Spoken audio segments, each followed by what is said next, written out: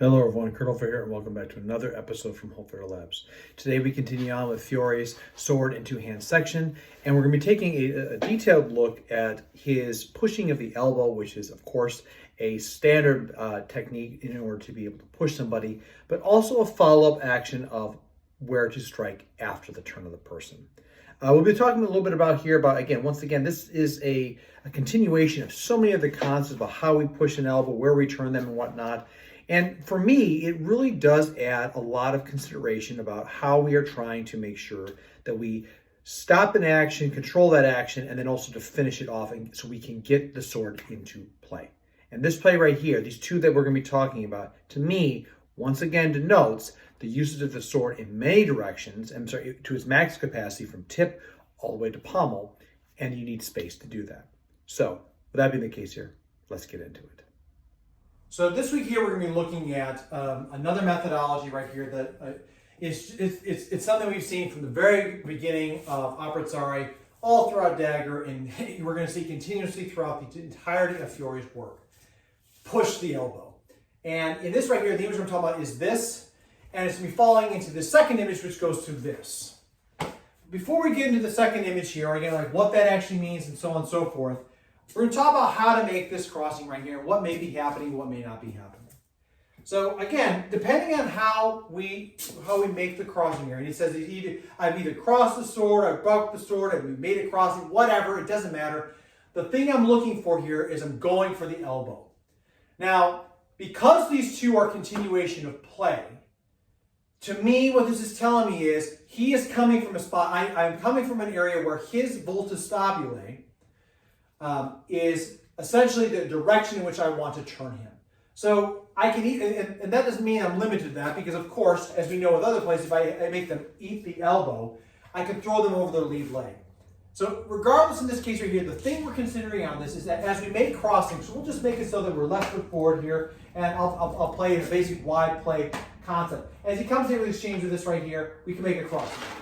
Now, if we make it to this position right here, there's no reason whatsoever for me to grab for his elbow. It's too far away, and if I let go of the leverage right here, this goes right into my neck, and I have no control on it. I'm better off playing on this. So what happens here is that I'm going wide like this right here, or that I've once again used wide play to circle around a crossing. So in here, what we'll do is I'm going to pass into a thrust area. So we come in, we've gotten this from this position. Now, in this area, what I'm able to do is, once again, by using a wide play marrow, so instead of going straight in and losing my structure, I come off to the side, which allows me to turn and make him eat his arm. I'm going to make sure he doesn't hit this spot right here. And I can make him eat his arm, which pushes him back here and allows me to set the sword into wherever I need to. The notion of this is that essentially by coming wide on a person, I can once again go circularly on them to get to different access. The strike comes in, here, up. And then from this position here, I can come up and over here, which allows other positions.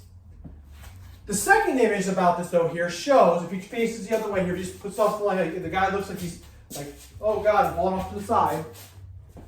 It shows the person being like this.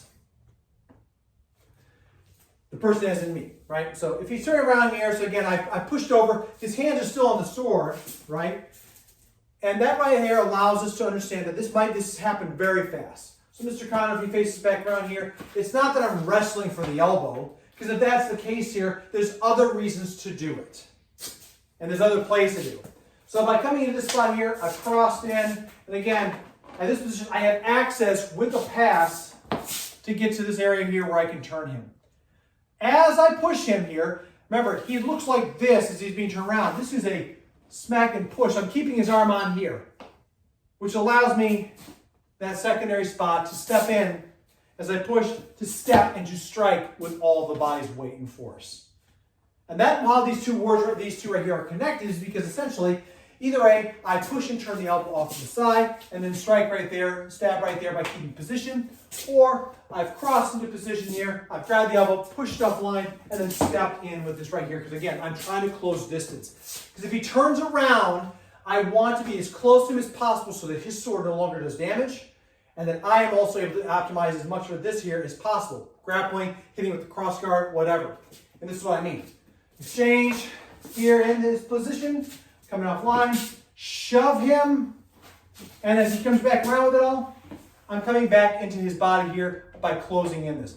If I strike him in the back of the head, great. But if the reality is, if I push him and he just goes, whoa, and he comes right back, I've pushed him here, and he comes right back. I want to be able to close this here because now I'm in the spot where I'm punching him in the face, where I can, once again, I'm closing here with all the body portion. I've got cross guards. I've got all sorts of strikes here to stop that rotational turn. And now his sword is still close and dangerous, but it's not the full totality of reach that we have with the edge coming at me, which is the bigger portion that we have to concern ourselves with. And that's really all this play right here is. Again, this is a very continuation about how the person comes up to the frontale, how I hook and turn in. But in this case right here, I pop around and then I'm going to give that elbow. Which again, that's another variant that could happen with this, where if he goes to frontale, I come off this side right here, there's the elbow, push him across, there's the position to play, all sorts of positions right there. We can also go to the half sword to the back of the neck, here in, which allows me access to the back. It's about here and here, and so that wide stepping to gain weight and leverage over the person's sword. So as you can see with the video, again, this is a standard push the elbow, and if the person, and depending on how they're standing, there's going to be an effect on this. And I say that because remember, if in this case right here, if I push an elbow into their voltostabilite arc, then they still have power to be able to turn back because they've not crossed their leg over themselves to throw them over their lead leg. A lot of what we're seeing right here, again, is that in both the images, to me, it signifies that this is a very serious attack. It is met with all action and effort into it. Someone is committed to that, and off of that committal, we were able to get them off balance and to turn them. The first time I started to practice with the concept of pushing the elbow and whatnot, I was still wearing a lot of like modern day athletic shoes, which didn't make a lot of sense because I was like, I'm just able to keep forward on this. My upper body's turning, but my lower body's not. And it wasn't until I started to wear some of my arming boots or turn shoes that I have in my collection that I started to notice that really doesn't happen, you know. And when I don't stand on tennis courts, you know, or in, you know, basketball courts, there's a significant difference about how feet interact on the ground and what happens if I'm top heavy or if I move in certain directions.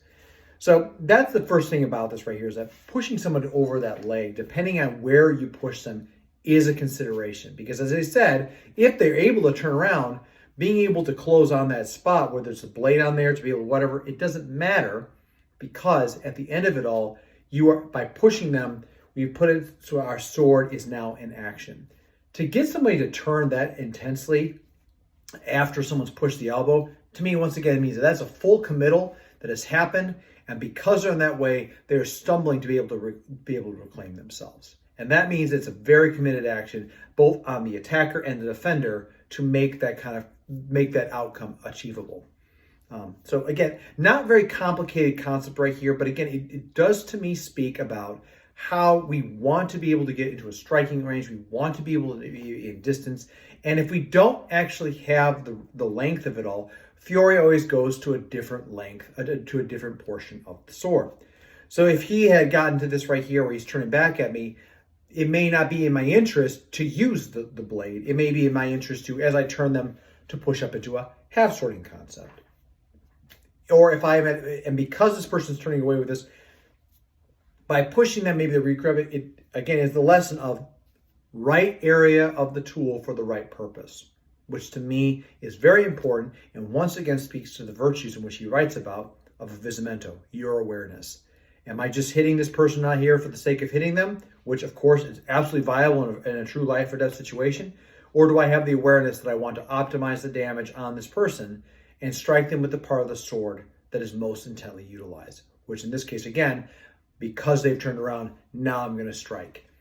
One more point on that right there to also consider. Fiore shows and depicts that he's striking to the back of the head. Now, to me, this is very cool because, I'm sorry, not cool, but it's very interesting because instead of seeing the traditional fendente lines, he chooses a shot to the back of the skull, or to the back of the head. And again, why I say it's cool to see that we have a delineation right here, because again, is he saying, we're not trying to touch the top of the head. It is Fiore, in my opinion, once again, understanding how anatomy and everything else works together.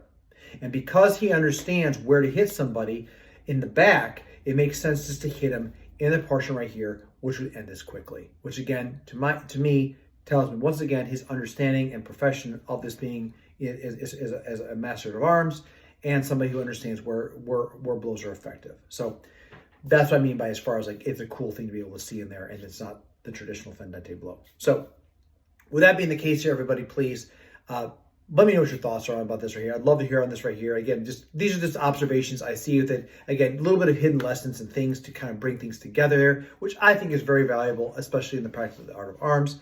And I would, and again, like that's a big portion of it all. Don't forget, like, subscribe, share with a friend, give this video a thumbs up if you've liked it, and please don't hesitate to leave a comment below because I'd like to hear from you.